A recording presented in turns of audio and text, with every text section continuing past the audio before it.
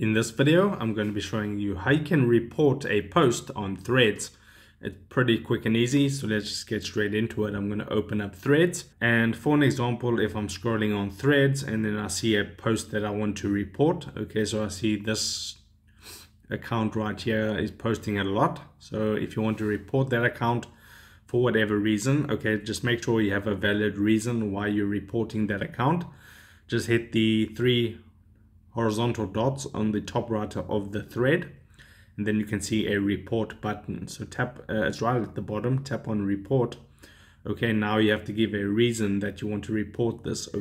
Okay, so now you have to give a reason why you want to report this. So for an example, you could write, I just don't like it, it's spam, hate speech, bullying, false information, or anything like that.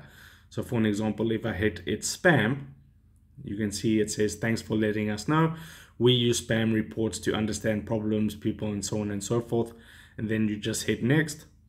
And then you can have two options, block or learn more. So what you can do is just block the account and you won't see those posts anymore. And that's it. You can now hit the back button and then you can go back. Okay, so I'll just go back. And there you go, that post has been reported. Okay, so if this helped you out, drop a like onto this video and I'll see you in the next one.